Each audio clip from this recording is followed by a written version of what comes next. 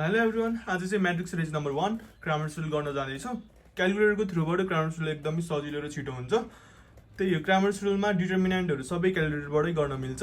So हामीसँग 2080 को ओलिज गोल्डबाट एउटा क्वेसन छ, गरौँ होला। अब सोल्युसन्स भन्ने सोल्युसनमा अब के गर्ने होइन, अब सोल्युसन लेखेर coefficient of x, coefficient of y, coefficient of z अनि कन्स्ट्यान्ट। अब यहाँ के छ नम्बरहरू हेर्ने है त। X plus y equals to 5 भनेपछि एक्सको अगाडि 1 छ, एक्सको कोएफिसिएन्ट 1 छ, वाइको कोएफिसिएन्ट 1 छ र जेड छैन है। जेड नभइसकेपछि 0 लेख्न पर्यो। अनि कन्स्ट्यान्ट कति छ? 5 छ।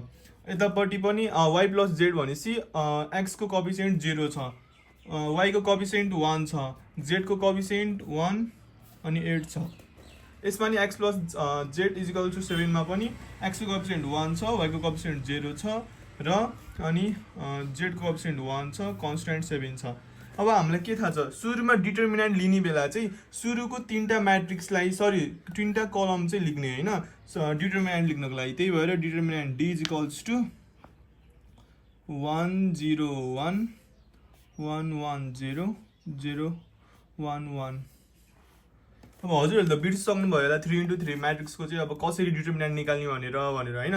केही आतिन पर्दैन, जस्ट एउटा क्यालकुलेटरको थ्रुबाट हामीले निकाल्न मिल्छ डिटर्मिनेन्ट। त्यहाँ भ्यालु हाल्ने अनि डिटर्मिनेन्टको भ्यालु निकाल्ने हो, त्यति हो। सुरुमा चाहिँ हामीले अब भनौँ न कसरी गरे रहेछ भनेर टिचरलाई थाहा पाउनु लागि चाहिँ हामीलाई यो प्लस इजिकल्स टु भएर सानो डिटर्मिनेन्ट निकाले जस्तो चाहिँ गरिदिनु पर्छ इक्जाममा फुल मार्क्स आउनको लागि चाहिँ। मैले चाहिँ अब यो यसरी प्लस अब यति भनेपछि 1 0 1 1 लेख्न पर्यो। मैले चाहिँ सुरुको म्याट्रिक्सबाट हेरेँ 1 बाट चाहिँ प्लस माइनस प्लस यसरी लेख्छु म चाहिँ। अनि प्लस भनेपछि अब यति यसरी र यति यसरी हेर्दा फेरि बाँकी रह्यो 1 0 1 1। त्यही भएर यो भयो प्लस माइनस, अब माइनस 1 नै छ अगाडिपट्टि, यो हेरेँ फर्स्ट रो लेख्दाखेरि माइनस 1 भनेपछि अब के हुने भयो, यति र यति हुने भयो भनेपछि 0 1 1 1 अनि प्लस 0 भनेपछि 0 को त 0 नै हुने भयो होइन।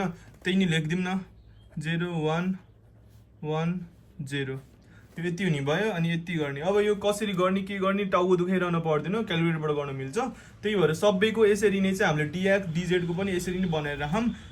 डिएक्स लेख्दाखेरि चाहिँ अब डिएक्स लेख्ने बेला चाहिँ हामीले के गर्नुपर्छ भन्दाखेरि चाहिँ कोएफिसिएन्ट अफ एक्सको ठाउँमा कन्स्ट्यान्ट ल्याएर हालिदिने हो, यति हो। केही नै होइन, कोएफिसिएन्ट अफ एक्सको ठाउँमा कन्स्ट्यान्ट ल्याएर हालिदिने। कन्स्ट्यान्ट के छ 5 8 7 1 1 0 0 1 1 हो। यो प्लस माइनस प्लस गरेर चाहिँ देखाउनु होला। अब यो प्लस माइनस प्लस चाहिँ कसरी भयो, first Roma plus minus plus चाहिँ कसरी भयो भन्दाखेरि चाहिँ अब मैले चाहिँ एउटा ट्रिक बनाएर सम्झेको थिएँ। कसरी भन्दाखेरि दुईवटा डायगोनल प्लस हुन्छ है भनेर सम्झेको थिएँ कि मैले चाहिँ यसरी गरिदिन्थेँ, डायगोनल डायगोनल डायगोनल प्लस बनाइदिन्थेँ अनि बाँकी रह्यो, बाँकी भएको चाहिँ माइनस हुन्थ्यो भनेर सम्झिदिन्थेँ। यसरी बाँकी भएको माइनस भयो अनि यसरी चाहिँ मैले सम्झिन्थेँ है, फर्स्ट रोमा चाहिँ प्लस माइनस प्लस हुन्छ भनेर। यसरी नै यहाँ अब यो तलको यो स्टेप देखाइदिनु पर्छ, तपाईँहरू देखाउनु होला। म चाहिँ अहिले यो स्किप गरेँ। अनि डिजेडमा पनि त्यही हो, डिजेडमा केही नै होइन, डिवाई गरौँ सुरुमा। डिवाईमा चाहिँ के भन्दाखेरि वाईको ठाउँमा कन्स्ट्यान्ट ल्याउने, त्यति हो। के ल्याउने, वाईको ठाउँमा कन्स्ट्यान्ट 0 1 0 1 1 1 0 वाईको ठाउँमा कन्स्ट्यान्ट ल्याउने है 5 8 7 अनि त्यसपछि बाँकी भयो 0 1 1 यसको कन्स्ट्यान्ट। अब डिजेडमा जाऊँ, डिजेडमा जेडको ठाउँमा कन्स्ट्यान्ट ल्याउने भनेर सम्झिनु पर्यो। 1 0 1 1 1 0 0 अनि त्यसपछि जेडको ठाउँमा कन्स्ट्यान्ट 5 8 7 यसरी डिटर्मिनेन्ट निकाल्ने। अब क्यालकुलेटरमा चाहिँ कसरी हाल्ने भनेर म भन्न जाँदैछु है त। क्यालकुलेटरमा कसरी हाल्ने, पहिला सुरु लेख्ने, मोड सेटअपमा जाने अनि त्यसपछि हामी त म्याट्रिक्स गरेर हो नि त, त्यही भएर 6 मा जाने म्याट्रिक्स। अब म्याट्रिक्स ए, सुरुमा म्याट्रिक्स ए छ होइन त, भनेपछि अब म्याट्रिक्स एमा हाल्ने है त भ्यालु। 1 मा 1 दाब्ने, म्याट्रिक्स ए भयो। यो कुन म्याट्रिक्स हो, 3x3 म्याट्रिक्स हो, त्यही भएर 1 लेख्यौँ।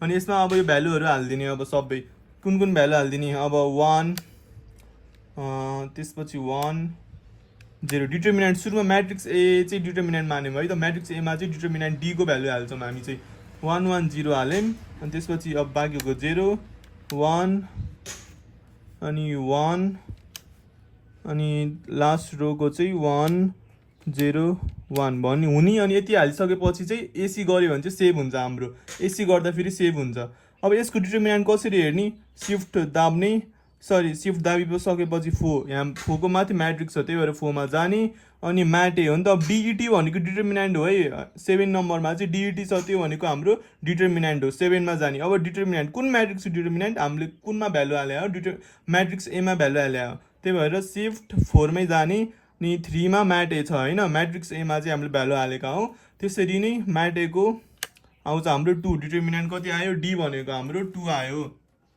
अब डिएक्स र डिवाई पनि यसरी नै गर्ने हो डिएक्स र डिवाईमा गर्नको लागि पनि केही गर्ने होइन म्याट्रिक्समा जाने सिफ्ट 4मा जाने 2मा डेटा छ डेटा इनपुट गर्नको लागि 2मा डेटा जाने 1मा हामीले अलरेडी हालिसक्यौँ अब 2 गर्ने म्याट बीमा हाल्ने अर्को इनपुट गर्ने दिने भ्यालु 1मा जाने यसरी नै सबै हामीले चाहिँ डिएक्स डिवाई र डिजेडको हाल्न मिल्छ अनि म्याट्रिक्सको निकाल्न मिल्छ मैले चाहिँ यो पार्ट स्किप गरेँ भिडियो एकदमै लामो हुन्छ त्यही भएर अब यो तपाईँहरूले चाहिँ यो 3टा म्याट्रिक्समा हालिसक्नु भएपछि चाहिँ अब लास्टमा यो डिजेडमा चाहिँ कता हाल्ने त अनि यो भनेर सोच्नुभयो भने चाहिँ के गर्ने होइन डिजेडको लागि पनि त्यही जाने सिफ्ट 4मा गएर चाहिँ म्याट एमै हालिदिने कि म्याट ए को भ्यालुलाई रिराइट गरिदिने के त्यसको रिराइट गरिदिने भ्यालु सिफ्ट 4 अनि 2मा डेटा छ डेटामा गएर म्याट एमा जाने अनि भ्यालु हालिदिने यसमा फेरि भ्यालु हालिदिने अनि यसरी चाहिँ हामीले निकाल्न मिल्छ अनि त्यसरी नै हामीले डिटर्मिनेन्ट चाहिँ डिजेडको लास्टको निकाल्ने यो सबै प्लस माइनस प्लस यसरी देखाएर क्यालकुलेटरबाट क्यालकुलेट गरिसक्नु भइसकेपछि चाहिँ हामीलाई अब एक्स वाई जेडको भ्यालु निकाल्न पर्ने हुन्छ अब भ्यालुको लागि चाहिँ अब हामीले के हो होइन हामीलाई थाहा छ कि एक्स भनेको के हो डिएक्स बाई डी हो अनि वाई भनेको के हो हामीलाई थाहा छ डिवाई बाई डी हो अनि जेड भनेको थाहा छ हामीलाई डिजेड बाई डी अब यतापट्टि हेरौँ हामी के छ डिएक्स भनेको 4 छ 6 10 छ अब के हुन्छ 4/2 अनि 6/2 अनि 10/2 यो भनेको 2 3 5 यसरी नै 2 3 5 आयो therefore x भनेको 2 y भनेको 3 र z भनेको 5 हामीले एक्स वाई जेडको भ्यालु निकालिसकेपछि चाहिँ त्यो भ्यालु मिलाएको छ कि छैन भनेर अब थाहा पाउनको लागि चाहिँ एक्स वाई जेडको भ्यालु त्यही 3टा इक्वेसनमा पुट गरेर एउटा इक्वेसनमा पुट गरेर हेर्दा नि भयो डाइरेक्ट क्यालकुलेटरबाट नि गर्न मिल्छ है क्यालकुलेटरबाट चाहिँ कसरी गर्न मिल्छ भन्दाखेरि चाहिँ